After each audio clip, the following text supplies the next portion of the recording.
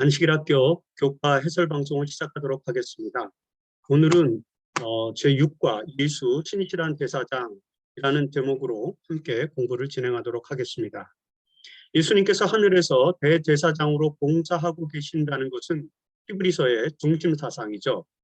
히브리서의 저자가 독자들, 즉 유대인 그리스도인들에게 히브리서를 기록한 이유는 저들이 믿는 예수께서 대제사장으로서 하늘에서 중보하고 계신다는 사실을 설명함으로써 믿음의 도리, 그들이 믿는 믿음의 도리를 굳게 잡으라고 권면하기 위함이었습니다. 이것이 히브리서의 저술의 목적이죠. 히브리서의 저자는 예수께서 하늘에서 대제사장이 되셨음을 설명하기 위해서 히브리서 1장과 2장에서 그의 신성, 즉 예수 그리스도의 신성과 인성을 먼저 설명한 것입니다. 왜냐하면 대제사장이 되기 위해서는 반드시 인간적 속성을 가져야 하며 하늘에서 완전한 대제사장이 되기 위해서는 인간을 넘어서는 존재가 되어야 했기 때문입니다. 히브리서 1장과 2장에서 예수의 신적이고 인간적인 정체성을 설명한 것은 바로 예수의 대제사장 직분, 이 제사장 직분의 정당성을 설명하기 위한 서론적인 과정이었다라고 이렇게 보시면 되겠습니다. 이제 예수의 제사장 직분에 대해서 살펴봄으로써 히브리서의 핵심 사상의 내용으로 서서히 들어가 보도록 하겠습니다. 오늘 우리가 공부하는 범위는 히브리서 5장과 7장까지에 있는 내용입니다. 이 세 개의 장에서 5장, 6장, 7장에서 저자는 예수의 대제사장 직분에 관한 핵심적인 정보들을 제공해 주고 있습니다. 먼저 히브리서 5장 1절로 10절은 사실 히브리서 4장 4절부터 히브리서 4장 14절로부터 16절부터 시작되기는 합니다.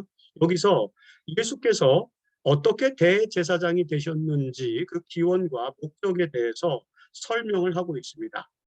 그 다음에 이제 히브리서 5장 11절부터 히브리서 6장 8절까지의 내용에서 예수를 믿는 믿음의 도리를 포기하지 말고 완전한 대로 나아가라라고 권면을 합니다.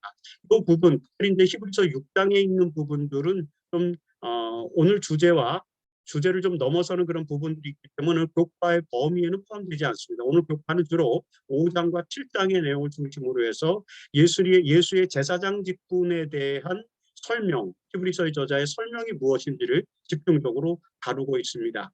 하지만 히브리서 5장과 7장의 내용 구조는 이렇게 돼 있다는 것입니다.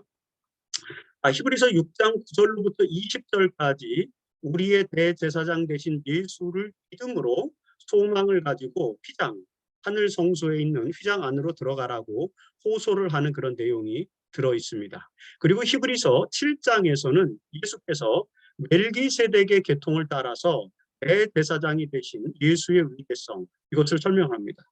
예수님께서 대사장이 되셨다고 하는데 제사장은 반드시 레위 족속, 레위의 혈통, 레위 족속의 계통을 따라서 제사장이 임명되는 것을 유대인들, 이 히브리서의 독자들은 너무나도 잘 알고 있습니다. 그래서 예수님께서 제사장 내지는 대제사장, 특별히 아론 계열의 아론과 엘르아살과 그 다음에 사독으로 이어지는 이런 유대인들의 대제사장 계열, 그 계열을 예수 그리스도에게 맞추기 위해서는 예수님이 어떤 계통을 따라서 대제사장이 되었는지를 논리적으로 설명을 해야 되죠. 그래서 히브리서 7장이 주어진 것입니다. 멜기세덱의 계통을 따랐다. 멜기세덱의 반차를 따랐다. 우리 성경에는 그렇게 반차라고 번역되어 있는데 계통이라고 보시면 되겠습니다.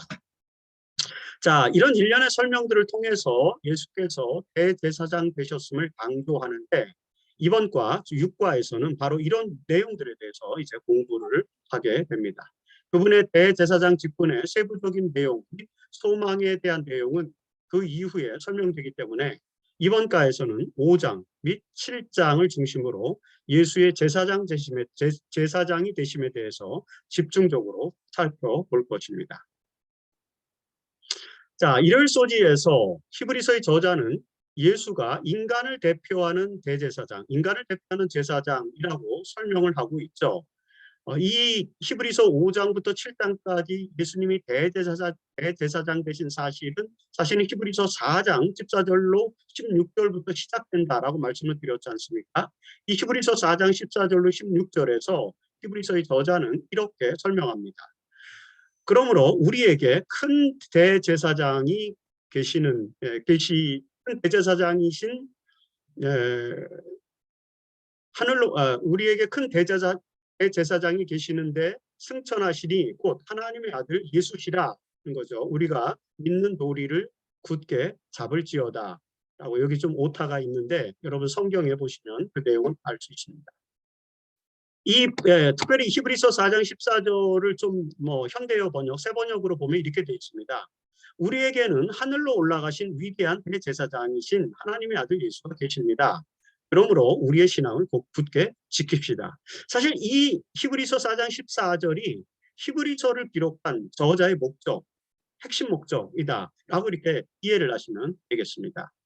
히브리서의 저자는 자신들의 믿음의 대상인 예수가 하나님의 아들로서 하늘로 올라가셔서 대제사장이 되셨다라고 설명하고자 이 책을 쓴 것입니다. 이런 설명은 히브리서에만 등장하는 매우 독특한 예수의 정체성을 보여주고 있죠. 히브리서가 예수를 하늘로 올라가셔서 위대한 대제사장, 큰 대제사장이라는 말이 이게 great high priest 이렇게 위대한 대제사장을 말하는 건데 이런 큰 대제사장, 위대한 대제사장이 되신 분으로 소개하는 것은 신학적으로 어떤 의미가 있을까요?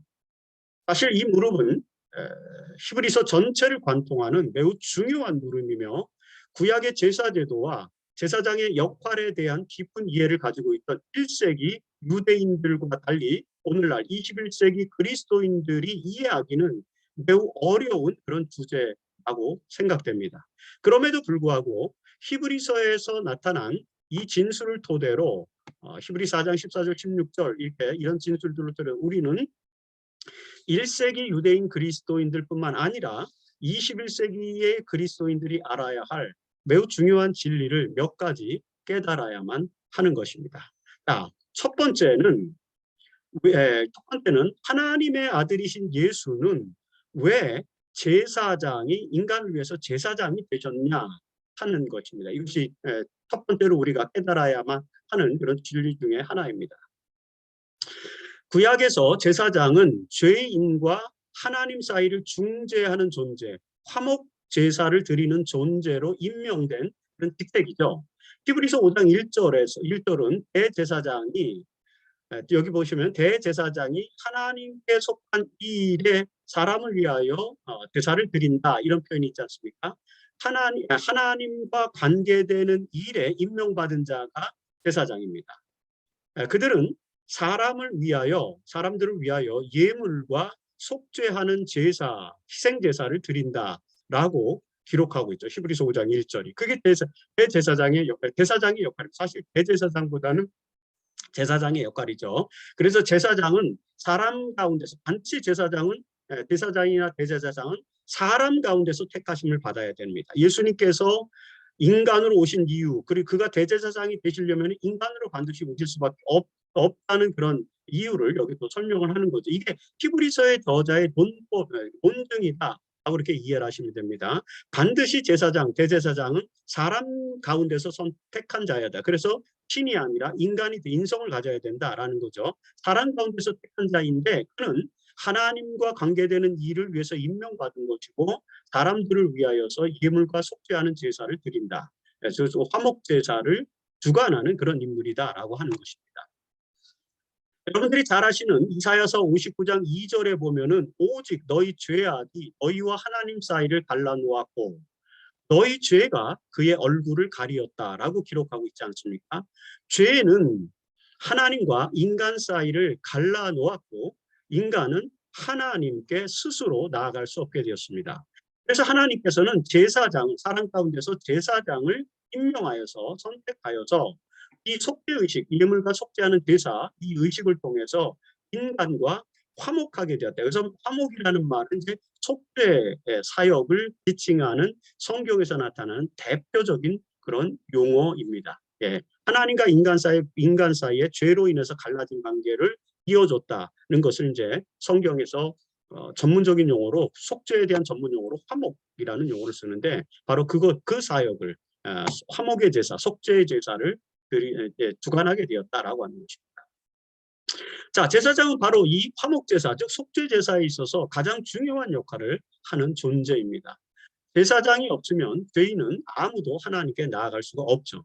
이런 의미에서 예수는 하나님과 인간, 하나님과 사람 사이에 화목과 속죄를 위해서 중보자가 되셔야 했기 때문에 제사장이 되셨다라고 하는 것을 우리는 히브리서를 통해서 깨달아야 되는 중요한 신학적 포인트가 된다는 사실을 이해해야 합니다. 자, 두 번째로 예수는 어떻게 대제사장이 되셨냐라고 하는 것입니다. 사실 제사장은 하나님께서 사람 가운데서 택하신 자라고 히브리서 5장 1절에 이야기하고 있지 않습니까? 그렇기 때문에 히브리서 5장 4절에는 그래서 제사장 직분, 대제사장 직분은 아무도 스스로 취하지 못한다라고 히브리서의 저자도 이야기합니다. 하나님께서 반드시 선택해야 되는 것이죠. 그리고 오직 아론과 같이 특별히 이제 대제사장은 아론의 반열을 따라야 되죠. 그래서 아론, 엘르아살 그리고 사독 계열 이렇게 연결되는 것입니다.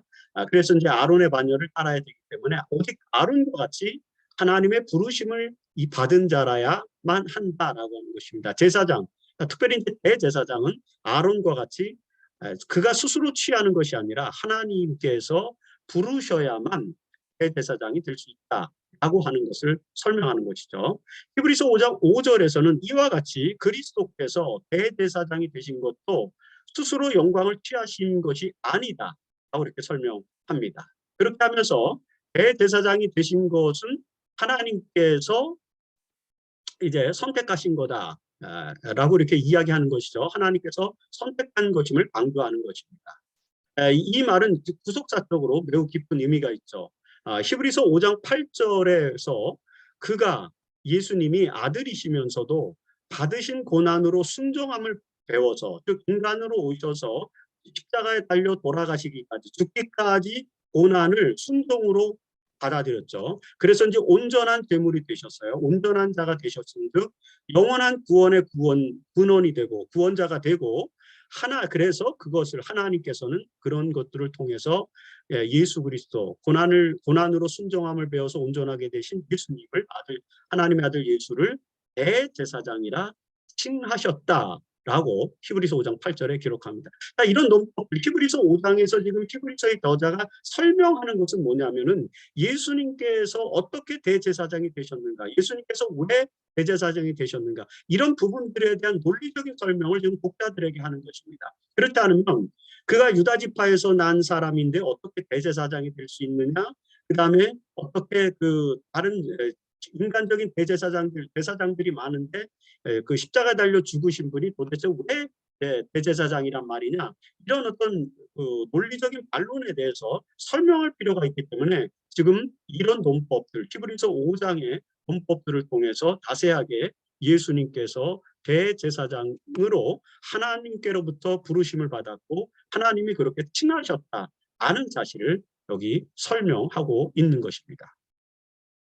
예수는 하나님의 아들로서 구속의 섭리를 위해서 인간으로 오셨고 사람 가운데서 택해야 되니까 제사장, 그렇죠? 그래서 인간으로 오셨고 고난의 삶과 십자가의 죽음을 통해서 순종하였죠. 그 완전한 순종을 통해서 이제 대제사장이 되셨다라고 하는 것을 설명하는 것입니다.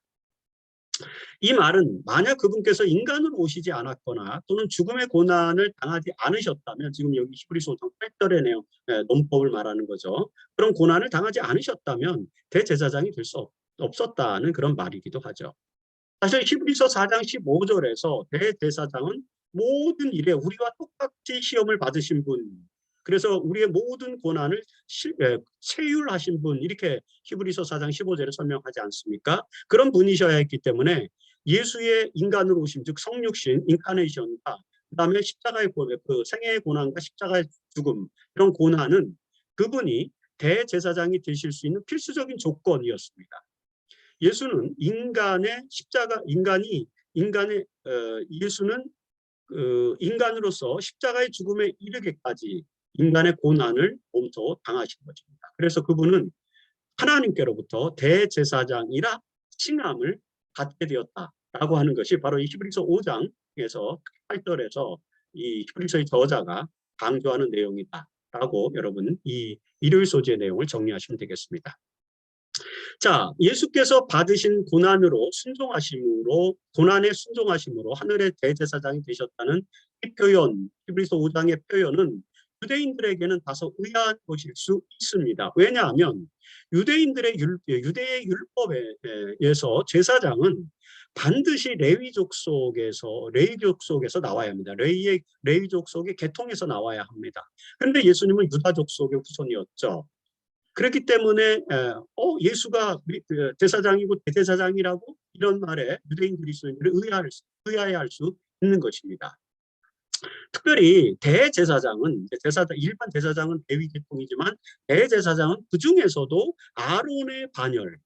그래서 이제 아론과 아론의 아들 엘르아살 이렇게 계속 이어지죠. 그래서 결국에는 이제 다윗 시대에 가면 사독이 이제 대제사장이 되는데 그 사독 계열의 후손이어야만 했습니다.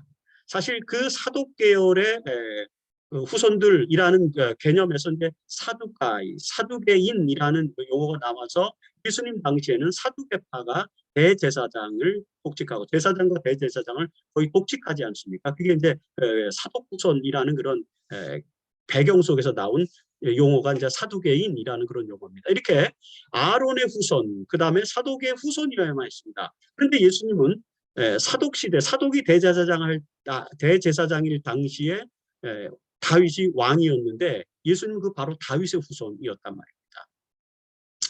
자, 1세기에 이르러서 대제사장은 사독의 계열에서 파생되는 것으로 여겨지는 사두개파가 담당하고 있었다고 제가 방금 설명해 드렸지 않습니까?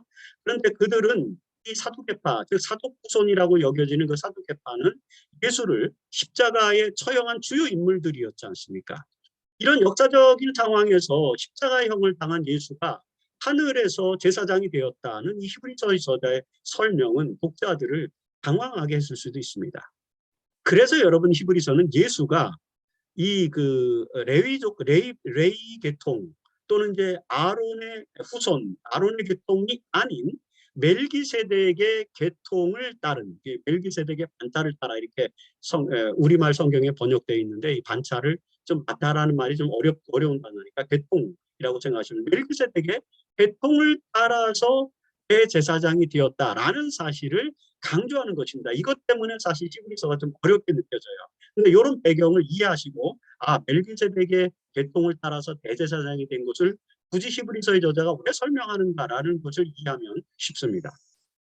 자, 히브리서 5장 10절에서 저자는 예수께서 하나님께 멜기세덱의 반차를 따른 대제사장이라, 여기 보시면 하나님께 멜기세덱의 반차를 따른 대제사장이라 칭함을 받으셨다라고 강조합니다. 그런데 히브리서에 매우 독특하게 등장하는 멜기세덱의 반차, 즉 멜기세덱의 계통이라는 표현은 오늘 우리들에게는 뭐 당연히 낯설지만 유대인들에게도 상당히 이해하기 힘든 그런 개념이었습니다. 그래서 히브리서 5장 11절에서 멜기세덱에 관하여는 이제 히브리서 저자가 이제 멜기세덱의 반차를 따랐다라고 설명하면서 계속 설명하는데 멜기세덱에 관하여는 우리가 할 말이 많으나 내가 그것에 대해서는 설명할 게 굉장히 많은데 너희가 듣는 것이 두나무로 설명하기 어렵다 이렇게 표현했습니다. 그러니까 멜기세덱에 관하여는 21세기를 사는 오늘 우리만 어려운 게 아니라 1세기의 유대인들조차 어려운 구약 성경에 능통했던 구약 성경을 통해서 그들의 신앙을 완성시켰던 이 유대인 그리스도인들조차도 멜기세덱에 관하여는 너무 이해하기가 둔한 거죠. 너무 어려운 거죠. 그래서 이 멜기세덱에 관하여는 참 설명하기가 어렵다라고 합니다. 하지만 그럼에도 불구하고 이제 설명을 하는 것이죠. 멜기세덱의 계통, 반차를 따라서 대제사장이 되었다라고 하기 때문에라고 하는 것입니다. 여러분, 이 멜기세덱에 관하여 이렇게 설명하기 어려운 이유는 무엇이냐면 멜기세덱이라고 하는 이 인물, 이 성경에 멜기세덱이 등장하는 곳은 딱 두 곳입니다. 두 군데만 나와요. 하나는 창세기 4장 18절이고 그 다음에 10편 110편 4절 이 두 절입니다. 창세기 4장 18절에서 살렘 왕 멜기세덱이 떡과 포도주를 가지고 나왔으니 그는 지극히 높으신 하나님의 제사장이라 하였도다 라고 표현합니다. 멜기세덱이 누구냐? 살렘의 왕이었고 그 다음에 지극히 높으신 하나님의 제사장이었다라는 그런 표현으로 나타나는 것입니다. 이 멜기세덱이 이제 뭐 아브라함에게 아브라함을 축복하고 아브라함은 그 멜기세덱에 11조를 바친 이야기가 창세기 4장 18절에 나오지 않습니까? 대단히 어려운 이야기. 그래서 이 내용이 유대 랍비들의 해석들과 그다음에 위경에 나타난 그런 내용들을 보면 굉장히 다양한 형태로 나타납니다. 그만큼 유대인들에게도 어려운 내용. 그리고 이 창세기 4장 18절을 가지고 다윗은 시편 110편 4편에서 뭐라고 표현하냐면은 너는 여기서 너는 주로 두인데 그 두는 아돈 해갖고 아도나이 야훼 하나님이 그 선택하신 메시아 주 아돈을 이제 그 히브리어로 아돈인데 아도나이가 이제 여호와가 유대인들인데 여호와 야훼라고 하는 단어를 히브리 단어가 나타나면 그걸 아도나이 주로 바꿨었어요. 그래서 그 야훼가 유명한 그 메시아 그는 멜기세덱의 반차를 따라 영원한 제사장이라고 하였습니다. 바로 이 말씀을 지금 히브리서의 저자는 가지고 오는 것입니다. 굉장히 논리적인 이 두 개밖에 나오지 않는 개념을 가지고 예수 그리스도께서 대제사장이 되신 것을 설명하는 매우 탁월한 유대 신학적 그런 통찰력을 가진 자, 그가 히브리서의 저자입니다.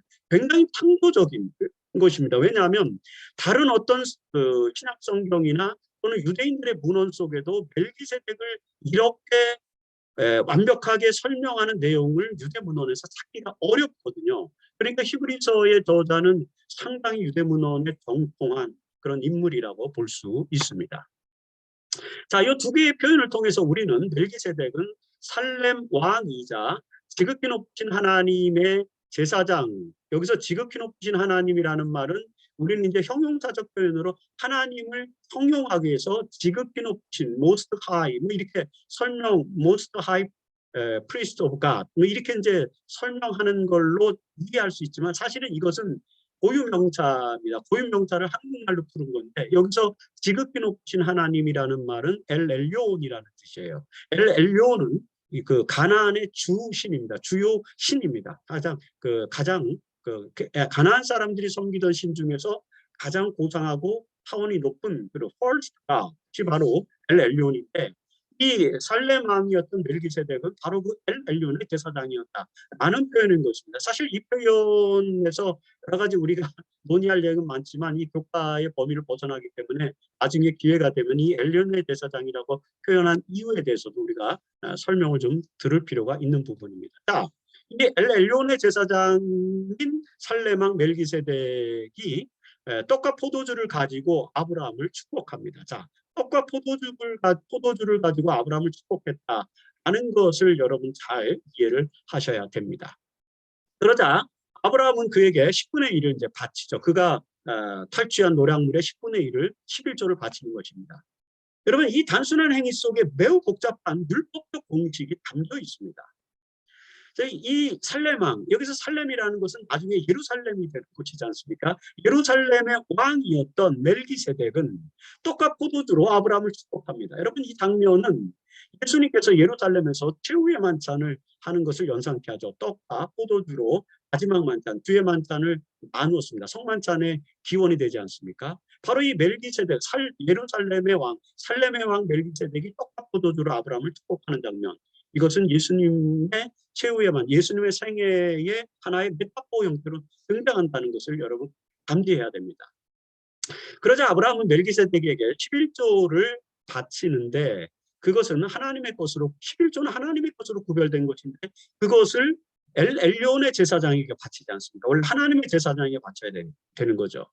그래서 엘요온 가나안의 출신인 엘요온이라는 것 상징적으로 야훼 하나님, 유일신 하나님을 지칭하는 그런 민족적 이게 상황화 신학이 여기서 이제 적용되는데 복잡하니까 그런 부분들을 나중에 또 우리가 이해를 하면 좋겠습니다. 멜기세덱이 11조를 받은 이유, 그가 지극히 높으신 하나님의 제사장이었기 때문이었다. 사실 여기서 지극히 높으신 하나님이라는 용어가 엘엘론이라고 제가 설명드렸죠. 가나안의 주요 신 이름입니다. 멜기세덱은 엘엘론의 제사장이었는데 아브라함은 그에게 11조를 바친 것이죠. 여러분 이것이 멜기세덱에 대한 역사적 기록의 전부이죠. 창세기 14장 창세기 어, 10, 창세기 4장 18절이 아닙니다. 죄송합니다. 창세기 14장 18절이죠. 죄송합니다. 이게 그 오타가 나왔는데 창세기 14장 18절의 주요 내용입니다. 자, 유대인 랍비들은 이 부분, 이 창세기 14장 18절의 멜기세덱에 대한 부분을 해석하기 위해서 굉장히 많은 노력을 기울였습니다.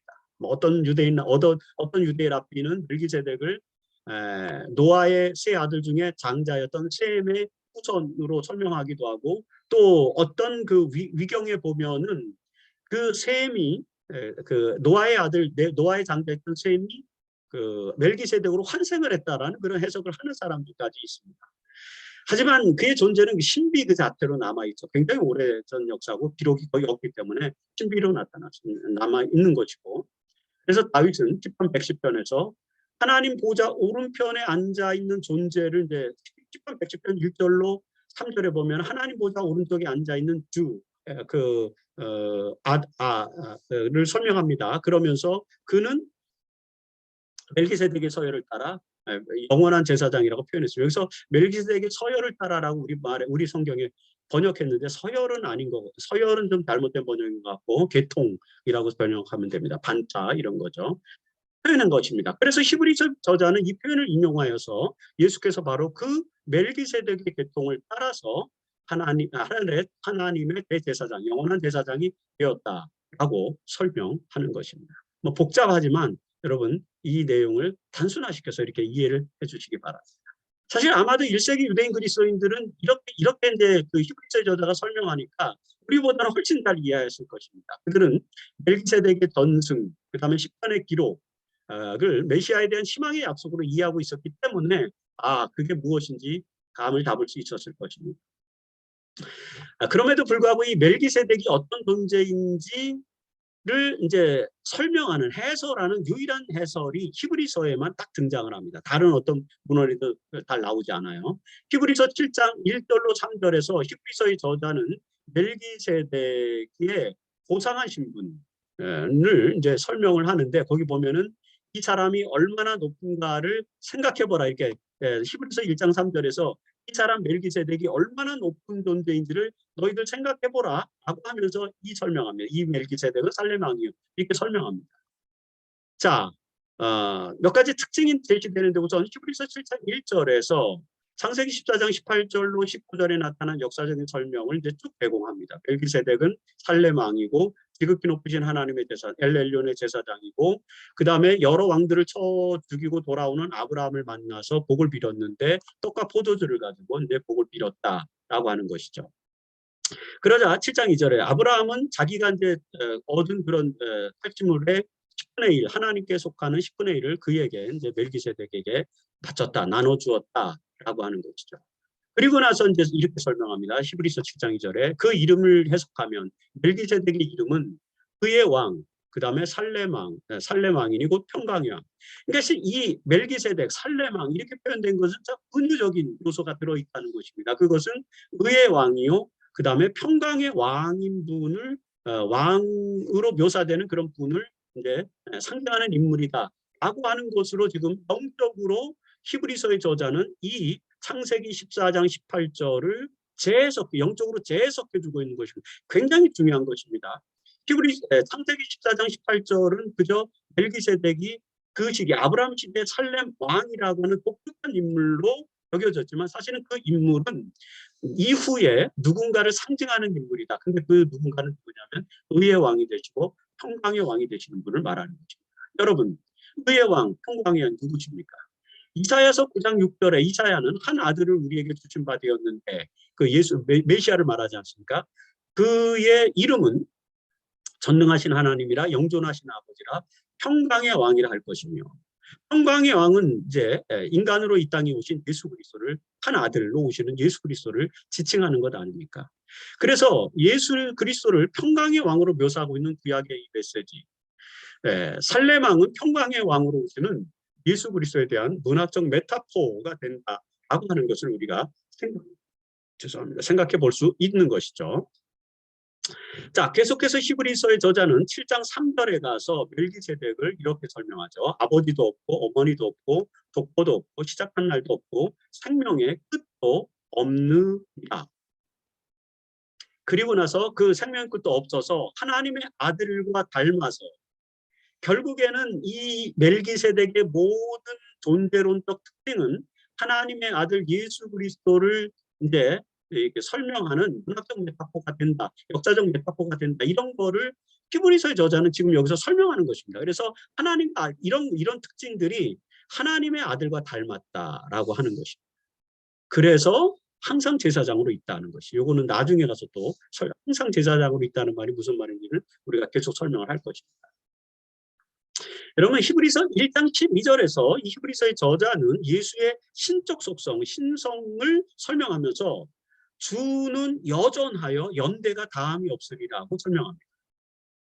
이 표현은 멜기세덱의 특징과 평행하는 것이죠. 아버지도 없고 어머니도 없고 족보도 없고 시작한 날도 없고 생명의 끝도 없다, 이것입니다. 그래서 이 표현과 히브리서 1장 12절의 표현, 주님은 여전하여서 연대가 다함이 없다는 표현은 평행한 그런 구절이죠. 결국에는 이 그 내용들을 통해서 히브리서의 저자는 멜기세덱이 예수 그리스도의 문학적 메타포 또는 역사적 메타포다라고 이렇게 설명하고 있다라고 우리가 신학적으로 판단해 볼 수 있는 것이라고 생각합니다. 근원이 없는 영원한 제사장으로 등장한 멜기세덱은 훗날 하늘의 대제사장으로 오실 예수의 표상이었다고 이제 히브리서는 명확하게 설명하는 것이죠. 그래서 이런 설명을 통해서 창세기 14장 18절 19절의 내용을 확실하게 해석해주고 있습니다. 자, 엘렌 화이트도 창세기 14장 18절을 주석하는 내용에서 멜기세덱은 하늘의 진리와 하나님의 율법의 영속성을 드러내기 위하여 주 예수 그리스도를 직접 대표하는 자였다고 해석하고 있죠. 이런 해석을 토대로 예수가 멜기세덱의 계통을 따른 하늘의 대제사장이 되었다는 사실을 지금 히브리서의 저자는 매우 논리적으로 설명해 주고 있다는 것을 여러분 이해하시면 되겠습니다. 자, 히브리서 7장에서 멜기세덱의 특징을 설명한 다음에 그가 이제 레위 족속의 제사장들보다 높은 존재이며 예수는 그 계통을 따라서 대제사장이 되었기 때문에 지상의 모든 불완전한 제사장들과는 차별화된 온전한 제사장이라는 사실을 설명합니다. 이것이 이제 화일 소재 내용이에요. 이처럼 예수의 완전한 제사장 직분을 입증하기 위해서 특별히 히브리서의 저자는 몇 가지 논증을 설명하고 있습니다. 화일 소지에서 우리가 그 논증들이 무엇인지를 살펴보게 됩니다. 첫 번째, 멜기세덱이 아브라함에게 11조를 받았다라고 하는 것은 그가 아브라함의 허리에서 난 레위 족속의 제사장들보다 높은 직분을 가진 존재라는 사실을 입증한다는 것입니다. 히브리서 7장 4절에서 이 사람 멜기세덱이 얼마나 높은가를 생각해보라. 앞에서도 잠시 언급을 했지 않습니까? 이 사람은 굉장히 높은 사람이라는 것입니다. 라고 제시하면서 아브라함도 노량물 중 10분의 1을 그에게 주었다라고 하는 것입니다. 그러니까 11조를 받는 엘렐론의 제사장, 11조를 받을 수 있는 제사장, 하나님의 제사장이 바로 멜기세덱의 신분의 위치다라고 하는 것을 설명하는 것이죠. 히브리서 7장 5절과 6절에서 더 제자는 레위 족속의 제사장들은 아브라함의 후손으로서 자기 형제인 백성들에게서 10분의 1을 받지만 레위 족속의 반열에 들지 않는 멜기세덱은 아브라함의 후손이 아니라 아브라함에게 직접 10분의 1을 취하고 그 다음에 약속을 받은 그를 위하여 그 복을 빌었기 때문에 그 10분의 1을 취하고 아브라함에게 복을 빌어준 자이기 때문에 아브라함보다도 더 높은 자다라고 이렇게 설명합니다.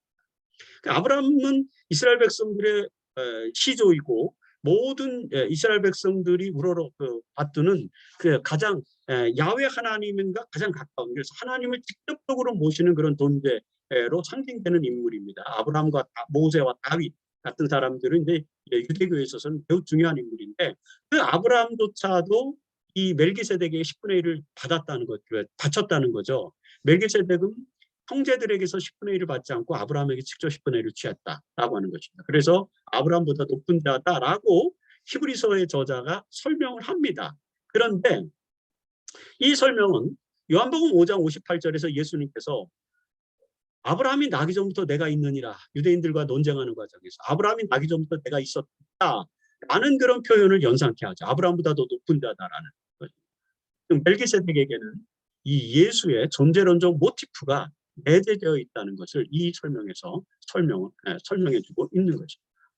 자, 둘째, 유대인들의 제사제도는 불완전하였고, 그래서 제사제도가 바뀌어야 하기 때문에 죄송합니다. 네, 제사제도가 바뀌어야 하기 때문에 제사장에 대한 규례도 바뀌어야 한다는 것입니다. 히브리서 7장 11절에서 그 사실을 설명하죠.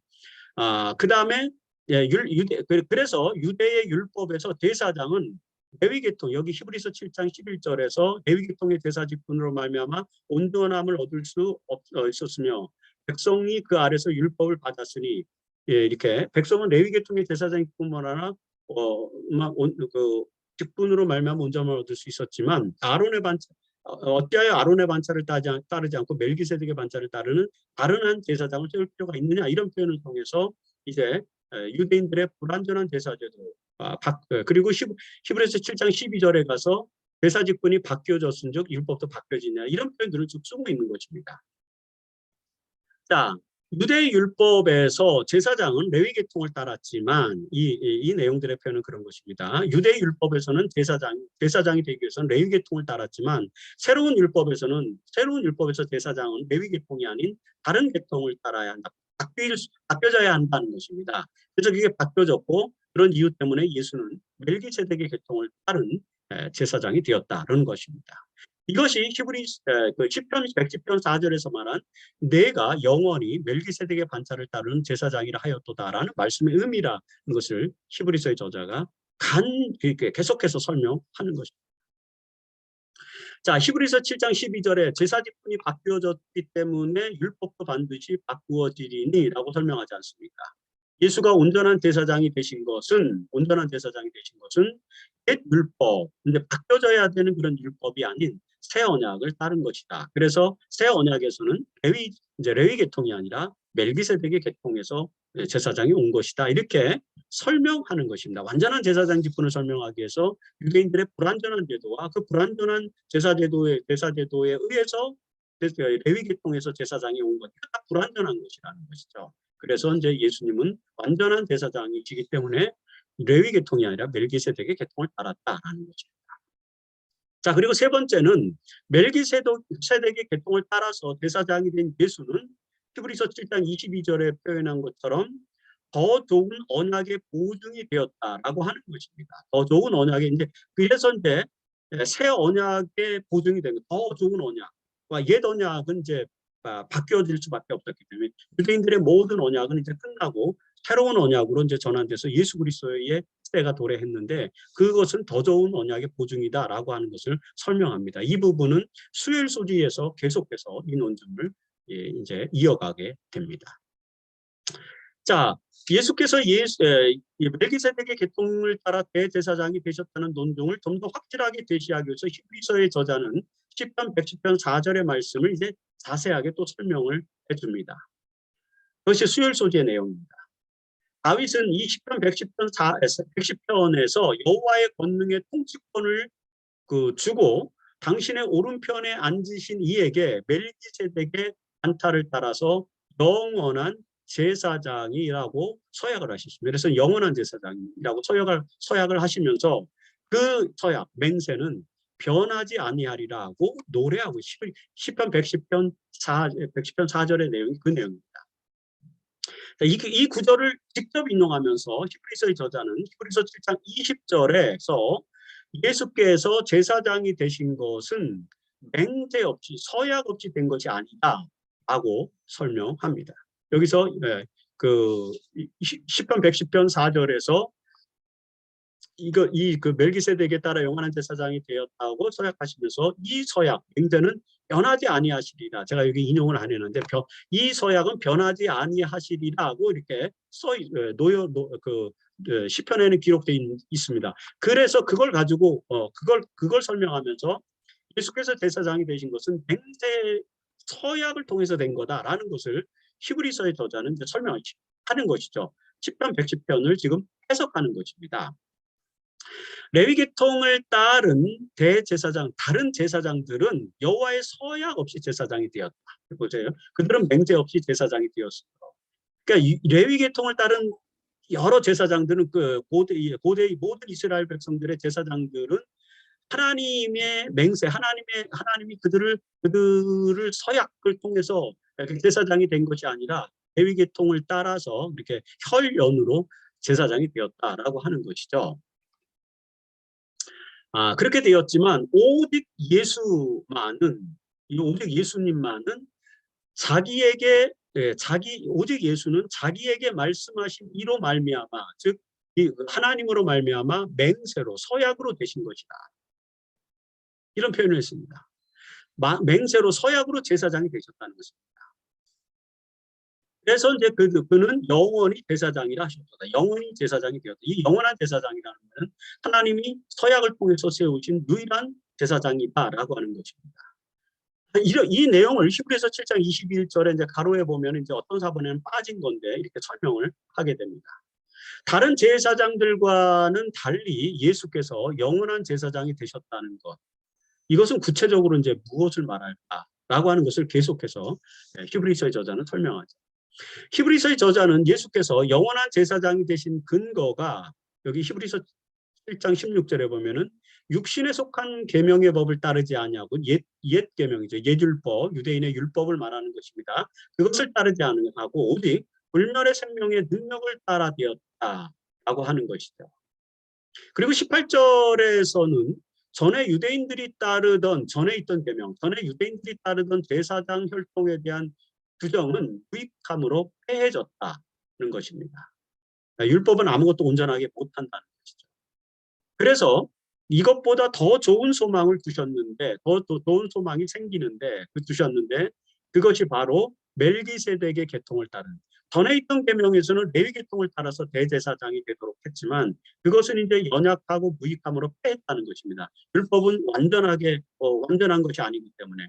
그래서 새로운 언약을 세우신 예수 그리스도는 이런 전에 있던 계명을 따라서 대제사장이 된 것이 아니라 이제 그 새로운 언약에 따라서 멜기세덱의 반차를 따라서 계통을 따라서 대제사장이 되었기 때문에 더 좋은 소망이 되었다라고 하는 것입니다. 굉장히 논리적으로 지금 멜기세덱의 그 계통을 따라오신 것이 왜 중요한 것인지를 설명하는 것입니다. 이렇게 해서 즉 다시 말해서 예수께서는 연약하고 무익한 계명이 아닌 불멸의 생명의 능력으로 대제사장이 되셨기 때문에 그래서 그분은 영원한 제사장이다 라는 것을 이제 논리적으로 설명하는 것입니다. 그것을 여러분들께서 이해하시면 되겠습니다. 자, 이렇기 때문에 더 좋은 소망을 주셨고 더 좋은 소망으로 그 예수님께서 불멸의 생명의 능력을 따라서 멜기세덱의 계통을 따라서 대제사장이 되셨기 때문에 그래서 예수는 히브리서 7장 22절에서 예수는 더 좋은 언약의 보증이 되셨느니라 라고 설명하는 것입니다. 여기서 더 좋은 언약이라고 하는 것은 유대인들의 언약이 아닌 예수 그리스도의 구속을 통해서 주어진 새 언약을 말하는 것임을 우리는 이해할 수 있습니다.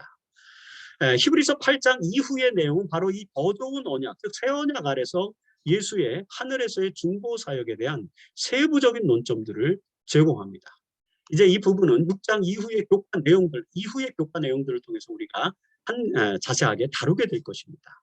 오늘 6과에서는 예수께서 더 좋은 언약의 보증이 되셨다는 것을 우리가 이해하는 것이고 그것이 신학적으로 어떤 의미가 있는지를 이제 이해하는 것. 그것이 오늘 교과에서 우리가 다룰 내용이죠.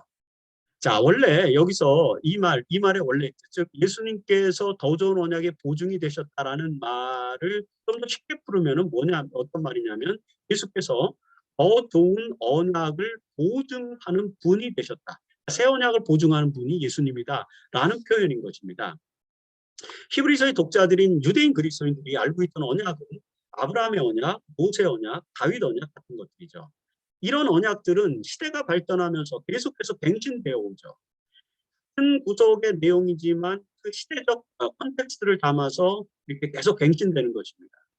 하지만 예수님께서 보증하신 더 좋은 언약, 예수님께서 보증하신 더 좋은 언약, 새 언약은 이런 옛 계명들이 아니라 불멸의 생명의 능력에 의한 것이므로 이것은 이제 영원한 언약이 된다라고 하는 것입니다. 그래서 이것에 대해서 히브리서 7장 23절과 24절에서는 24절에서 이제 보충 설명을 하는데 거기에서 보면은 옛 언약에서는 제사장들의 수요가 많았던 것은 그들이 죽음으로 말미암아 항상 있지 못하기 때문이다. 그래서 하지만 예수님은 영원히 계심으로 예수님의 제사장 직분도 갈리지 않고 영원하리라. 왜 그분이 영원한 제사장이냐? 육신에 속한 계명의 법을 따라 제사장의 반열에 오른 사람들은 계속해서 죽고 시대가 바뀌고 그러면서 언약은 계속해서 갱신되고 영원하지 않다는 것입니다. 하지만 예수 그리스도는 영원히 계시는 존재이기 때문에 부활을 통해서 영원한 삶을 사시고 하나님의 아들이시기 때문에 그분은 죽지 않고 또 변화도 없어요. 그래서 그분은 영원한 제사장 직분을 갖게 된다. 그런 거죠. 자, 그래서 예수의 제사장 직분이 영원하기 때문에 그분은 영원한 존재이기 때문에 그분의 제사장 직분도 영원하고 그래서 그분을 통해서 영원한 중보의 사역에 우리는 참여할 수 있게 된다. 그게 히브리서의 저자가 독자들에게 주는 설명입니다. 예수의 대제사장 되심에 대한 이런 설명은 독자들로 하여금 예수를 믿는 믿음의 도리를 굳게 잡도록 만들어 주었다라고 우리가 이해할 수 있습니다. 이처럼 예수는 멜기세덱의 계통을 따라서 영원한 제사장이 되어서 하나님과 죄인 사이의 구속 사역을 담당하시고 있기 때문에 그를 힘입어서 하나님께 나아가는 자들을 온전하게 구원하실 수 있게 되었다라는 것이 히브리서 7장 25절의 설명인 것입니다. 예수님은 영원한 제사장이 되어서 항상 살아계셔서 죄인들을 위하여 간구하시는 분, 항상 살아계셔서 죄인들을 위하여 간구하시는 분이다라는 것이죠. 이처럼 예수는 새 언약에 가장 적합하고 온전하고 영원한 대제사장이 되셨다라고 하는 것입니다. 그리고 정말 그분이 제사장으로서 적격하시다라는 사실을 이제 히브리서 7장 26절에서 이게 아주 집중적으로 설명을 합니다.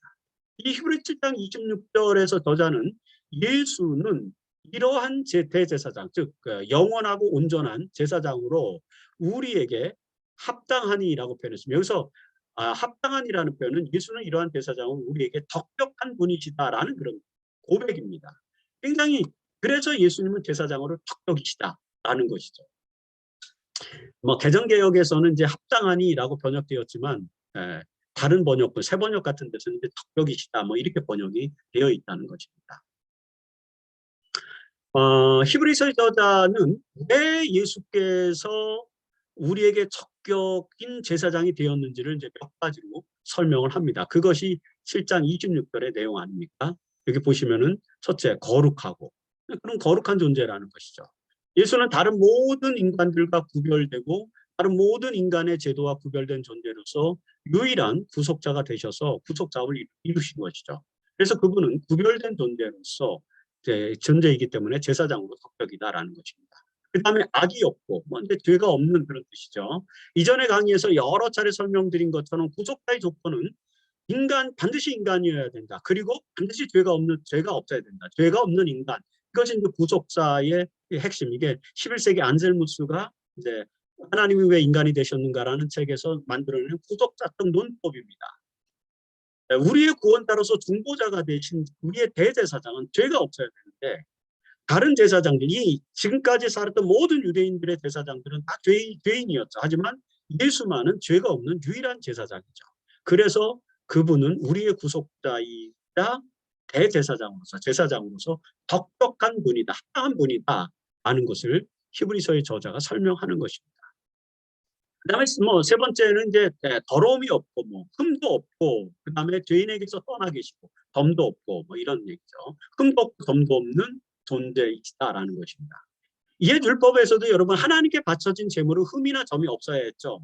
예수는 사실 제사장이시면서 스스로 화목제물이 되셨는데 온전한 제물이 되기 위해서는 흠도 점도 없어야 됐습니다. 그래서 그분은 더러움이 없고 죄인에게서도 떠나가 계시는 흠도 점도 없는 그런 분이신 거죠. 온전한 재물의 표상, 온전한 재물로서의 표상의 실체가 되시는 예수는 그분의 삶 속에서 흠도 점도 없는 모본을 보여주셨습니다. 그래서 우리의 대제사장이자 또는 화목제물로서 적격한 분이다라고 설명하는 것입니다. 그리고 네 번째, 그분은 하늘보다 높이 되신 존재이다라고 설명을 하게 되는 것이죠. 시편 57편 5절과 시편 108편 5절 같은 데 보면은 주는 하늘 위에 높이 들리시며 라고 노래하고 있습니다. 예수는 부활하신 이후에 하나님의 보좌 우편으로 올라가셔서 권세를 얻으시고 대제사장이 되셔서 여전히 우리를 위해서 중보하고 계십니다. 그가 하늘보다 높으신 존재이기 때문에 우리의 구속자로서 적합한 분이 되셨다라는 것을 우리는 이해하는 것입니다. 이처럼 예수께서 대제사장으로서 적격이신 점에 대해서 엘렌 화이트 시대소망 26페이지에서 이렇게 설명합니다. 거룩하고 악이 없고 더러움이 없고 죄인에게서 떠나 계시는 히브리 7장 26절을 인용하시면서 그는 우리를 형제라 부르시기를 부끄러워 아니하신다. 그리스도 안에서 이 땅의 가족과 하늘의 가족이 연결되었다. 이것이 이제 화목자역의 특징, 하나님과 인간, 죄인 사이를 연결해 주신 것이 이제 화목자역을 설명하는 것 아닙니까? 영화롭게 되신 그리스도, 하늘로 높이 들리신 그리스도는 우리의 형제이시다. 여전히 인간으로 계시고 그래서 대제사장이 되신다는 것이죠. 하늘은 인성 속에 모셔지고 인성은 무한한 사랑의 품 안에 안기었다라고 설명을 하고 있습니다. 히브리서의 저자는 이런 논점들을 통해서 예수께서 온전하고 영원하며 신실하신 제사장이 되셨다는 사실을 설명함으로써 고난 중에 있는 독자들, 특히 유대인 그리스도인들 그리고 21세기 오늘 우리들에게 위로의 권면을 주고 있는 것입니다. 이 권면이 오늘 우리들의 삶에서 풍성한 위로가 되어야 할 것이라고 생각합니다. 자, 이제 안교교과 제6과의 결론을 내려야 할 때가 되었죠. 히브리서의 독자들이 믿는 바 예수 그리스도는 완전하신 하나님이시면서 완전한 인간이 되셨는데 그것이 바로 구속자의 조건이기 때문이었습니다. 뿐만 아니라 완전한 인간으로서 예수는 그의 생애와 십자가의 죽음을 통해서 대속주가 되셨고 그뿐 아니라 하늘로 승천하신 이후에는 하나님의 서약에 따라서 멜기세덱의 계통을 따른 대제사장이 되셔서 여전히 죄인과 하나님 사이에 화목제사를 이끌어내시는 그런 분이 되셨다는 것. 이것이 히브리서의 저자가 설명하는 핵심적인 논증이다는 것입니다. 특별히 예수께서 멜기세덱의 계통을 따라서 제사장이 되신 것은 불완전한 율법이 아닌 완전한 새 언약에 기초한 것입니다. 그래서 이 히브리서 7장 28절 마지막 부분에서 율법은 악점을 가진 사람들을 제사장으로 세웠지만 점 있고 흠이 있는 사람을 제사장으로 율법은 세웠지만 율법 후에 하신 맹세의 말씀은 새 언약에서는 영원히 온전하신 예수 아들을 이제 제사장으로 세웠다라는 표현을 마무리로 히브리서 7장 28절에서 설명하는 것입니다. 불완전한 옛 율법이 아니라 새 언약에 따라서 대제사장이 되셨기 때문에 예수는 멜기세덱의 계통을 따라서 제사장이 되신 것이다. 이런 가르침은 신약 전체에서도 매우 독특한 것입니다. 만약 히브리서가 없었다면 우리는 이런 놀라운 구속의 진리를 이해하기 어려웠을 것입니다.